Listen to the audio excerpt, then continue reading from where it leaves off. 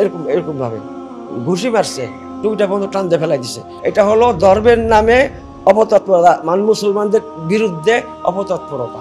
দাড়ি ধরে টান দিচ্ছি যে এটা আমার অবশ্যই অপরাধ হয়নি যে হচ্ছে আমি ল্যাংটা হয়ে চলবো, আমি বোরকা পরবো না আমি হিজাব পরবো না আমি হচ্ছে শর্ট প্যান্ট পরবো না আমি লং ড্রেস পরবো, এটা একান্তই আমার ব্যাপার।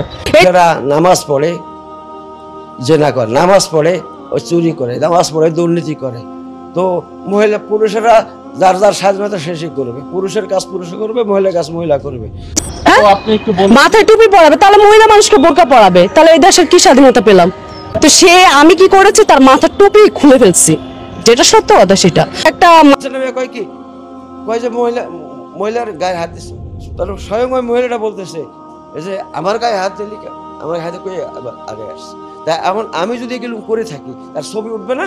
তার ছবিটা দেখান, থাপ্পড় মারছে এরকম এরকম ভাবে ঘুষি মারছে, ছবি দেখাতে পারে না, মারতে আসবো এটা ছবি উঠে ওইটা ছবি উঠতে পারে না। তাই এইটা দেশে যদি একটা ঘটনা ঘটে পাবলিক কিন্তু পরে আসে, আগে আসে না, ঠিক আছে? পাবলিক পরে এসে কিন্তু বিষয়গুলো দেখে যে আসলে মানে কি, বা তারা কিন্তু প্রথম থেকে শুরুটা কি সেটাতে কিন্তু তারা ইনভলভ থাকে না। ফেলছি, যেটা সত্য কথা সেটা, মাথার টুপি খুলে ফেলছে, তার দাড়ি ধরে টান দিচ্ছি। হলো জালিয়াতি, এটা হলো ধর্মের নামে অপতৎপরতা, মুসলমানদের বিরুদ্ধে অপতৎপরতা।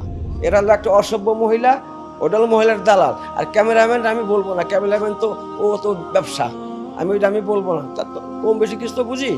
ওরা হলো আমি যে টুপি মানে সরাই ফেলছি, তারপর হচ্ছে দাড়িটা টানছি, তখন হচ্ছে তারা বলতেছে আপনি এই কাজটা কেন করলেন, আপনাদের পক্ষ হইতে কথা বলছি, আপনি কেন তার টুপি সরাইলেন, তার দাড়ি ধরে টান দিলেন।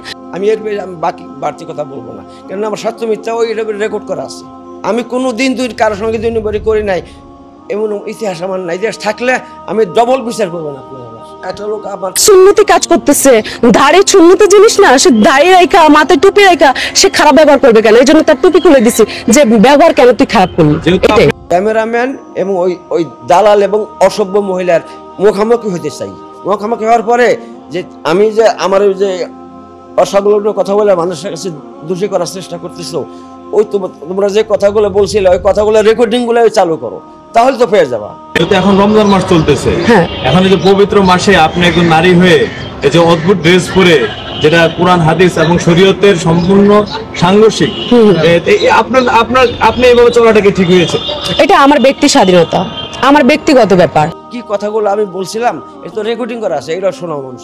আমি যে কোন অপরাধে আমাকে এই ধরনের ব্যয়টা করলো, আমি যে কথা বলছি কি অপরাধের কোনো কথা বলছি, মায়ের খাওয়ার যোগ্য কোনো কথা বলছি, তাহলে এরকম ভাবে না আমি হিজাব পরবো না আমি হচ্ছে শর্ট প্যান্ট পরবো না আমি লং ড্রেস পরবো, এটা একান্তই আমার ব্যাপার, ঠিক আছে? এটা যার যার ব্যক্তিগত ব্যাপার।